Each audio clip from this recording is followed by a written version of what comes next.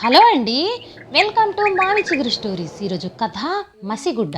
ఈ కథ రచించిన వారు సింహప్రసాద్ గారు. ఈ కథ మీకు నచ్చితే లైక్ చేయటం మర్చిపోకండి. మీకు ఎలా అనిపించిందో కామెంట్ చేసి చెప్పండి. ఈ ఛానల్ని కొత్తగా చూసేవారు మరిన్ని మంచి కథల కోసం సబ్స్క్రైబ్ చేసి బెల్ ఐకాన్ ఆన్ చేయండి. అప్పుడు ఏ కొత్త వీడియో పెట్టినా మీ దాకా వస్తుంది. ఇక కథ మొదలు పెడదాం.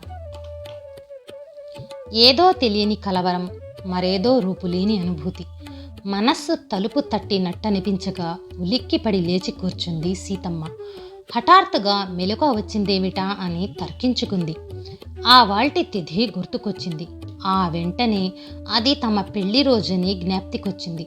ముఖంలో ఆనందం కుప్పమని వెలిగింది. ఉద్వేగంతో ఊగిపోతూ గబగబా పెట్టె తెరిచింది. పెళ్లి నాటి పసుపు రంగు జరీచీర బయటకు తీసి చేత్తో తడిమింది. భుజం మీద వేసుకోవాలని బలంగా అనిపించింది. కానీ ధైర్యం చాలేదు. గత ఏడాది వరకు ప్రతి పెళ్లి రోజున ఆ చీర కట్టుకునేది తను. ఆయన ఆ రోజు గతాన్ని నెమరవేసుకునేవారు. గుడికి వెళ్ళి అభిషేకం చేయించేవారు. ఇష్టమైనవి వండుకునేవారు. కనీసం ముగ్గురికి అన్నదానం చేసేవారు. కానీ ఇప్పుడు ఆయన లేరు. ఆ వైభవము లేదు. నిద్రపోయిన వారు నిద్రపోయినట్టుగానే వెళ్ళిపోయారు. దుఃఖం పొంగి వచ్చింది. కన్నీళ్లు తుడుచుకుంటూ తడపడుతున్న అడుగులతో హాల్లోకి నడిచింది. ఆమె కాలు తగిలి టీపాయి కింద పడింది. ఎవరు? గదిలో నుంచి అరిచాడు పెద్ద కొడుకు. నేనేరా అబ్బాయే. ఏవో కొంపలు మునిగిపోతున్నట్టు ఇంత పొద్దుటే లేవటం ఎందుకు? విసుక్కున్నాడు. ఆమె మనస్సు చివుక్కుమంది. నా కొడుకే కదా, పోనీలే అని సరిపెట్టుకుంది. గోడకి తగిలించి ఉన్న భర్త తైలవర్ణ చిత్రం ముందు నిలబడింది. మసక వెలుతురులో అస్పష్టంగా కనిపిస్తుంది. అయినా లైటు వేయటానికి సాహసించలేకపోయింది. చిత్రాన్ని చేత్తో తడుముతూ ఆయనతో గడిపిన దినాలు నెమరవేసుకుంది. అప్పట్లో ఆమె ఆ ఇంటి మహాలక్ష్మే కాదు, మహారాణి కూడా. ఆమె మాటను ఏ విషయంలోనూ కాదనేవాడు కాదు. పైగా ఆమె తన భాగ్యదేవతని పొగిడేవాడు. కొడుకులు కోడళ్ళు కూడా ఆమెంటే ఎంతో అభిమానంగా ఉండేవారు. ఆప్యాయత కురిపించేవారు. అత్తయ్య, ఏం చేస్తున్నారక్కడ? అవతల కుళాయి వస్తుంది, పెద్ద కొడలు అరిచింది. వెళ్తున్నానమ్మా. గబగబా కళ్ళు తుడుచుకుంటూ పెరట్లోకి నడిచింది. ఇంట్లోకి కావలసిన నీళ్లన్నీ పట్టి వీధి వాకిలి పెరడు తుడిచేసరికి ఒక్కొక్కరు లేచారు. సరితా, తెల్లారిపోయిందమ్మా. లేచి ఇల్లు తుడిచి వాకిట్లో ముగ్గు పెట్టు. చిన్న కోడల్ని ఉద్దేశించి అంది సీతమ్మ. ష్, నెమ్మది, తన కోపం వస్తుంది అన్నాడు చిన్న కొడుకు. కోపం ఎందుకురా? నేనేం కాని పని చెప్పానని? తనకి బద్ధకంగా ఉందంట. రాత్రి టీవీలో సినిమా చూసిందిలే. ఇవాల్టికి నువ్వు తుడిచేయమ్మా. సరేలే, చీపురందుకుంది సీతమ్మ. అది చూసి పెద్ద కోడలు అసహనంతో మండిపడింది. మీరు ఇల్లు చిమ్ముతూ కూర్చుంటే అంట్లెవరు తోముతారు? ఎవరి పనులు వాళ్ళు చేయాలి. అంతా మహారాణులం అనుకుంటే సేవలు చేయటానికి ఇక్కడ నౌకర్లు లేరు అందామె చేతులు తిప్పుతూ. నేనొస్తున్నా. ఈ మాత్రానికి గొడవెందుకు పార్వతి? అంతేలేండి, ఎంతైనా చిన్న కోడలంటేనే మీకిష్టం. రేపు ఆవిడే మీకు తవ్వి తలకెత్తుతుందిలేండి. పార్వతి, కాస్త సుప్రభాతం కట్టి పెడతావా? అమ్మా, కాఫీ అన్నాడు పెద్ద కొడుకు ముఖం కొడుక్కొనొస్తూ. ఇదిగో క్షణంలో తెస్తాను నాయనా. హడావిడిగా వంటింట్లోకి నడిచింది సీతమ్మ. అందరి కాఫీలు టిఫిన్లు అయ్యేసరికి బారెడు పొద్దెక్కింది. అప్పటిగాని స్నానం చేయటానికి తీరిక చిక్కలేదు సీతమ్మకి. గుడికి వెళ్దామా అని ఊగిసలాడిందో క్షణం. 5వ తనం పోయాక గడప దాటలేదని గుర్తుకొచ్చింది. చిన్నగా నిట్టూర్చి పూజా మందిరంలోనే భర్త చిత్రపటం దగ్గర 2 అగరొత్తులు వెలిగించి దండం పెట్టుకుంది. కాసింత క్షీరాన్నం వండుతాను పార్వతి. అదంటే మీ మావయ్య గారికి ఎంతో ఇష్టం. అభిమానం చంపుకొని అర్థించింది సీతమ్మ. చాలేండి సంబడం. పిల్ల పెళ్లి చేయటం ఎలారా భగవంతుడా అని మేమిదవుతుంటే మీకు పాయసాలు కావలసొచ్చాయా? బుగ్గలు నొక్కుకుంది కోడలు. అది కాదమ్మాయి, ఇవాళ మళ్ళీ ఆ నాంచుడెందుకు? పాయసం తినాలని ఉంది చెప్పొచ్చు కదా. సంపాదించే కొడుకులున్నారాయే, ఎన్ని భోగాలైనా కోరుతారు మరి. అది కాదు పార్వతి. చాలేండి, ఒక్క ముద్ద పడేస్తున్నందుకు సంతోషించక బయట నుంచి వచ్చిన పెద్ద కొడుకు ఆ మాటలు విని భార్య మీద కేకలేశాడు. నోర్మై, మా అమ్మని ఒక్క మాటన్నా సహించను. ఏమనుకుంటున్నావో? అమ్మ మమ్మల్ని కళ్ళల్లో పెట్టుకుని పెంచిందే. ఇప్పటికి కూడా ఇంటి పనంతా మీదేసుకుని గాడిద చాకిరీ చేస్తుంది. ఇప్పుడు నేనేమన్నానని? ఏమీ అనొద్దు. మా అమ్మే మా అదృష్టం, మా భాగ్యం అంతే. దాని మాటలేం పట్టించుకోకమ్మా. నీకేం కావాల్సి వస్తే అది వండుకో. నీకెలా చెయ్యాలనుంటే అదే చెయ్యి. మా బాగంతా నీ చలువేనమ్మా. మా బాబే, మా బాబే. మా తండ్రి మురిసిపోయింది సీతమ్మ. మూతి చేతులు తిప్పుతూ రుసరుసలాడింది పార్వతి. బావగారు మా బాగా బుద్ధి చెప్పారు, లేకపోతే అత్తగారి మీదే పెత్తనం చేయించాలని చూస్తుందా అంది చిన్న కోడలు సరిత. పెద్ద కొడుకు తమ్ముణ్ణి తీసుకుని గదిలోకెళ్ళాడు. కాసేపు ఇద్దరూ తర్జనా భర్జనలు పడ్డారు. చిన్న గిన్నెలో వేడి వేడి పాయసం పోసి కొడుకులిద్దరికీ తెచ్చిచ్చింది సీతమ్మ. ఇద్దరు కోడళ్ళుండగా నీకెందుకమ్మా శ్రమ? హాల్లో నాన్నగారి ఫోటో పక్కన కుర్చీ వేసుకుని కూర్చో. నీకు కావలసినవన్నీ కాళ్ళ దగ్గర అమరుస్తారు అన్నాడు చిన్న కొడుకు. మనింటి పని నాకు భారమేమిట్రా? పాయసం చాలా బాగుందమ్మా. నువ్వు చేసినంత కమ్మగా ఎవ్వరూ చేయలేరనుకో మెచ్చుకున్నాడు పెద్ద కొడుకు. ఇంకొంచెం పట్రానా? వద్దొద్దు గాని నువ్విలా కూర్చోమ్మా, నీతో కొంచెం మాట్లాడాలి. ఏమిట్రా? కూర్చుంటూ అడిగింది సీతమ్మ. మొన్న నీ మనవరాల్ని చూసుకెళ్లారు చూడు, ఆ సంబంధం కుదిరేటట్టుందమ్మా. కానీ 40,000 రొక్కం అడుగుతున్నారు. పెళ్లి ఖర్చులకి ఇంకో 20 అన్నా కావాలి కదా. చేతిలో చిల్లిగవ్వలేదు. పిల్ల పెళ్ళి ఎలా చేయాలో తోచటం లేదు. నువ్వే సలహా ఇవ్వాలమ్మా అన్నాడు పెద్ద కొడుకు. మీ అత్తవారు పార్వతికి పసుపు కుంకాల కింద కొంత భూమి ఇచ్చారు కదరా, అందులో కొంత ఇస్తే సరి. అవుననుకో, కానీ వాళ్ళు రొక్కం కావాలంటున్నారు. తమ్ముడేమో వ్యాపారం పెంచుకోవటానికి సొమ్ము కావాలంటున్నాడు. అందుకని ఇంటి మీద అప్పు చేస్తానంటారా? అప్పు చేస్తే తీర్చటం నా వల్ల కాదు అన్నాడు చిన్న కొడుకు. మరెలారా? నాకు అనుభవించటానికే కానీ అమ్మే హక్కు లేకుండా చేశారు కదా మీ నాన్న. నా తదనంతరం కానీ అమ్మటం కుదరదు. నువ్వు ఊ అంటే అదో అభ్యంతరం కాదమ్మా. కాస్త రేటు తక్కువ వస్తుంది, కానీ కాగితాల్లో ఎన్ని కండిషన్స్ ఉన్నా కొనేవాళ్ళున్నారు. కానీ ఈ ఇల్లు అమ్మనని చేతిలో చేయించుకున్నారు కదరా మీ నాన్న. ఆయనదంతా చాదస్తం. నిన్ను సరిగ్గా చూడమేమోనని ఆయన భయం. నిన్ను పువ్వుల్లో పెట్టి చూసుకుంటున్నామా లేదా చెప్పు? కన్న తల్లివి, నువ్వు కనికరించకపోతే నా బిడ్డ పెళ్ళి కాదమ్మా. నువ్వే పెద్ద మనసు చేసుకోవాలి గాద్గిక స్వరంతో అన్నాడు పెద్ద కొడుకు. నాకంతా అయోమయంగా ఉందిరా అబ్బాయి. నీకేం పర్లేదమ్మా, నీకు 2 కళ్ళ లాంటి మేమున్నాము అన్నాడు చిన్న కొడుకు. కాపురానికొచ్చింది మొదలు ఈ ఇంటికే చాకిరీ చేస్తున్నాను. ఈ ఇంటి నుంచే కాటికెళ్లాలని ఉందిరా. ఇల్లు అమ్మినా మనం ఇక్కడే ఉంటాం. తిరిగి మనకే అద్దివ్వటానికి ఒప్పుకున్నారు. నీ ఇష్టాలు నాకు తెలియవా అమ్మా అన్నాడు పెద్ద కొడుకు.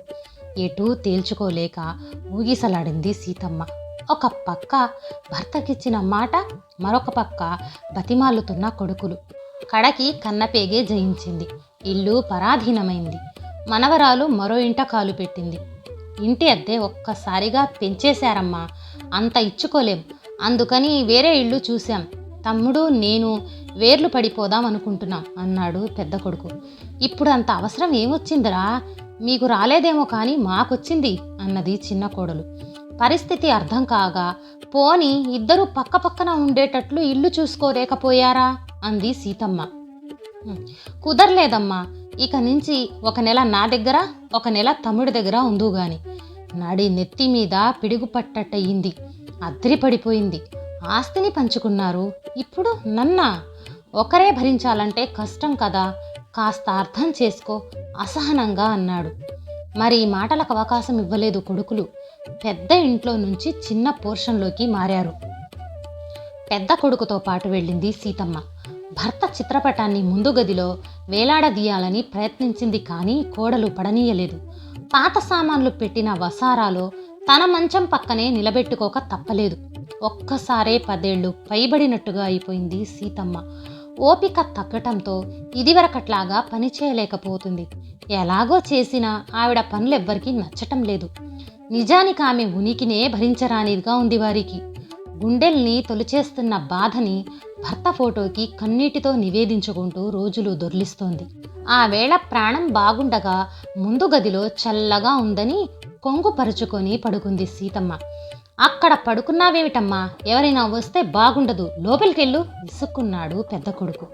గాలి చల్లగా వీస్తుందని వెళ్తున్నాను లేరా అబ్బాయి అంటూ లేచింది. కళ్ళ నుంచి జారబోయిన కన్నీటి చుక్కల్ని మధ్యలోనే తుడిచేసింది. వసారాలో పడుకుంటే మనవడు దోసెడు బొంబాయి శనగలు తెచ్చిచ్చాడు. వద్దన్నా వినిపించుకోలేదు. ఇవి మీ తాతకెంతో ఇష్టంరా అంటూ 2 గింజలు నోట్లో వేసుకుంది. ఉప్పగా తగిలి ఒళ్ళు పులకరించింది. వీటిని ఎంత ఇష్టంగా తినేవారో అనుకుంటూ వాటిని కొంగున ముడేసుకుని పడుకుంది. సాయంత్రం కొంగుముడి చూసింది కోడలు. ఆత్రంగా విప్పింది. ఇవెక్కడివి? పిల్లల కోసమని డబ్బాలో దాస్తే దొంగతనం చేస్తారా? మీకింత దొంగ బుద్ధి ఉందనుకోలేదు. ఇవాళ ఇదైంది, రేపు ఇంకొకటవుతుంది.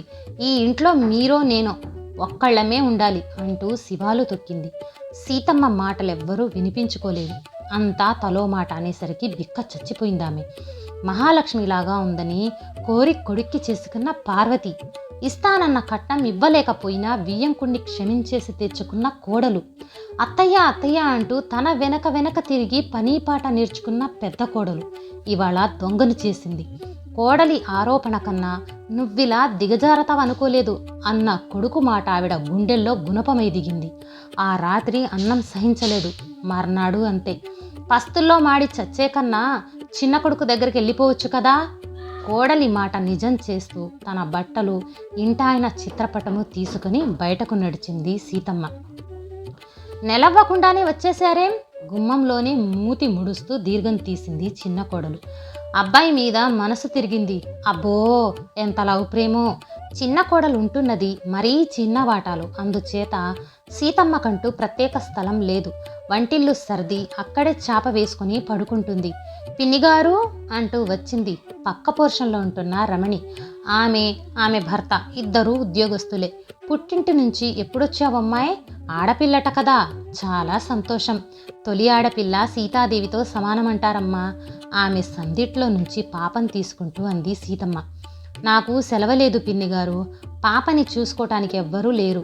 ఈ చుట్టుపక్కల క్రేష్ కూడా లేదు. పాల సీసా అవి ఇస్తాను, పాపని కాస్త చూసి పెట్టగలరా? పాప వంక చూసింది. బోసి నవ్వులు కుమ్మరిస్తుంది. ఆమె తల్లి పేగు కదిలింది. కానీ కోడలేమంటుందోనన్న భయంతో చిన్న కొడలి వంక చూసింది. చూస్తారులేండి, తిని పడుకోవటం తప్ప వేరే పని ఉంది గనుక. మనస్సు చివుక్కుమంది. రమణి పాపకు కావలసినవన్నీ ఇచ్చింది. తమ పోర్షన్ తాళం కూడా ఇచ్చి నిశ్చింతగా ఆఫీస్కి వెళ్ళిపోయింది. ఇంటి చాకిరీ చేస్తూనే రమణి కూతురి ఆలనా పాలనా చూస్తుంది. వారు కూడా ఎంతో అభిమానంగా చూస్తూ ఉండటంతో త్వరలోనే వారింటి మనిషి అయిపోయింది సీతమ్మ. అక్కడో గంతు ఇక్కడో గంతు వేయకపోతే ఏకంగా అక్కడే ఉండొచ్చు కదా. పని మనిషికి ఇచ్చినట్టు 100-200 పడేస్తారు కదా. కోడలి మాటలకి దుఃఖం పొంగుకొచ్చింది సీతమ్మకి. మనిషికి మనిషి సహాయం అన్నట్టు చేదోడుకి వెళ్తే ఎంత మాట అన్నది. ఛీ వెధవ బ్రతుకు. కుమిలిపోయింది. ఆ రోజు మధ్యాహ్నం సీతమ్మ తల్లి అంటూ వచ్చాడొక ఆయన. ఆమె రూపాన్ని చూసి అప్రతిభుడయ్యాడతడు. కన్నీళ్లు పెట్టుకొని, మహాలక్ష్మిలాగా ఉండేవారు, ఎలా అయిపోయావు తల్లి? అయ్యగారు కప్పుడే 100 ఏళ్ళు నిండిపోయాయా అన్నాడు. అదృష్టవంతులు కనుకనే పెట్టిన చేతులతోనే యాచించాల్సిన స్థితి రాకుండా వెళ్ళిపోయారు. నన్నొంటిని చేసి తన దారి తను చూసుకున్నారు. ఆమె గొంతు గాద్గదికమయ్యింది. నేనంత దౌర్భాగ్యుణ్ణి? పార్వతీ పరమేశ్వరుల్లాంటి మిమ్మల్ని పిలుచుకు వెళ్దామని ఎంత ఆశతో వచ్చాను. నా ఆశ అడియాస అయిపోయింది. మీరు విశ్వనాథం కదూ? అవునమ్మా. అయ్యగారి చేతుల చలువ వల్ల ఒక బతుకు తెరువు సంపాదించుకొని గుట్టుగా బతుకుతున్నవాణ్ణి. ఆవాళ అయ్యగారు ఆదుకోకపోయి ఉంటే నా పిల్లల్ని అనాథల్ని చేసి అప్పుడే పోయేవాణ్ణి. అలా అనొద్దు. మన చేతుల్లో ఏముంది గనుక. అంతేలేమ్మా. లేకపోతే మీరు గృహలక్ష్మిలాగా తిరిగిన ఇంట్లో గృహ ఖైదీగా మగ్గాల్సి వస్తుందా? చెల్లున కొరడాతో కొట్టినట్టు అద్దిరిపడింది. తన దుస్థితి గుర్తుకొచ్చి కన్నీళ్లు వరదలై పొంగాయి. అతి కష్టం మీద నిగ్రహించుకుంది. నా గొడవకేం కానీ వచ్చిన పని చెప్పారు కాదు. కళ్ళొత్తుకుంటూ అంది. అమ్మాయి పెళ్లి కుదిరిందమ్మా. మీ చేతుల మీదగా చీర అందుకుందామని వచ్చాను. మీరు కట్టి విడిచిన చీరైనా పర్వాలేదు. మీ ఆశీర్వాదం అమ్మాయికి లభిస్తుంది. గతంలో ఇలా వచ్చిన ఎందరికో కొత్త చీర, పసుపు, కుంకుమ ఇచ్చి పంపేవారు. కానీ ఇప్పుడు తనే మరొకరి దయాదాక్షిణ్యం మీద ఆధారపడిందాయే. ఆయన మళ్ళీ ప్రాధేయపడ్డాడు. పాత చీర ఇవ్వటానికి మనస్కరించలేదు. ఇంతలో పెళ్లినాటి పసుపు రంగు జరీ చీర గుర్తొచ్చింది. దానికంతకంటే పరమార్థం లేదనిపించింది. లోపలికి వెళ్ళి పెట్టె తెరిచింది. చీర లేదు, సంచిలోనూ కనిపించలేదు. చిన్న కోడల్ని అడిగింది. పాత చీర ముక్క కావలసొచ్చి నేనే తీశాను, నిర్లక్ష్యంగా జవాబిచ్చింది. అది నా పెళ్లి చీరే, కొంపదీసి దాన్ని చింపేశావా? ఇంకేం చేసుకుంటారు, చస్తే కప్పటానికి మీకు పుణ్యస్త్రీ యోగం కూడా లేదాయే. నిలువున నీరైపోయింది సీతమ్మ. అయితే ఆ చీరని ఏం చేశావు? మసిగుడ్డకి గుడ్డ లేకపోతేను చింపేశాను. నిలువు గుడ్లేసుకుని చూస్తూ కూలబడిపోయింది సీతమ్మ. కోడలేం చెప్పిందో గాని వెళ్ళొస్తాను తల్లి అంటూ వెళ్ళిపోయాడు విశ్వనాథం. శాపగ్రస్త శిలలాగా ఎంతసేపు కూర్చొండిపోయిందో ఆమెకే తెలీదు. బామ్మగారు అంటూ వచ్చింది ఎదురింటి మీనాక్షి. అలా ఉన్నారేం బామ్మగారు, ఒంట్లో బాగోలేదా? నాకేదో ఆసరా వస్తారని ఆశతో వచ్చాను. నాకు బాగానే ఉంది కానీ ఏంటో చెప్పమ్మాయి. మా పని మనిషి మానేసింది, మీకు తెలుసు కదా బామ్మగారు. మేమిద్దరం ఉద్యోగాలకి వెళ్ళిపోతే బాబుని చూసేవారు లేరు. రమణి కూతురుతో పాటు మా బాబుని చూస్తారని నీ కష్టం ఉంచుకోం. ఆమె చేతుల్లోని బాబు నవ్వాడు. ఆ పసి నవ్వులు ఉషాకిరణాల్లా మారి సీతమ్మ మనోవేదన చీకటిని పటాపంచలు చేశాయి. వెలుగుల తీరానికి దారి చూపాయి. ఉత్సాహంగా లేచొచ్చి బాబుని సందిట్లోకి తీసుకుని ముద్దు పెట్టుకుంది. రమణీ కూతుర్ని మీ బాబునే కాదమ్మా, మరో 10 మంది పిల్లలకి ఆధారమవుతాను. పసి పిల్లల నీడని అధరువుగా మలుచుకుంటాను. రేపే వేరే ఇల్లు చూసుకుని క్రష్ని ప్రారంభిస్తాను. ఈ దాక్షిణ్యపు బ్రతుక్కి మంగళం పాడేస్తాను. ఈ కథ నచ్చితే లైక్, షేర్ చేసి తప్పకుండా సబ్స్క్రైబ్ చేయండి.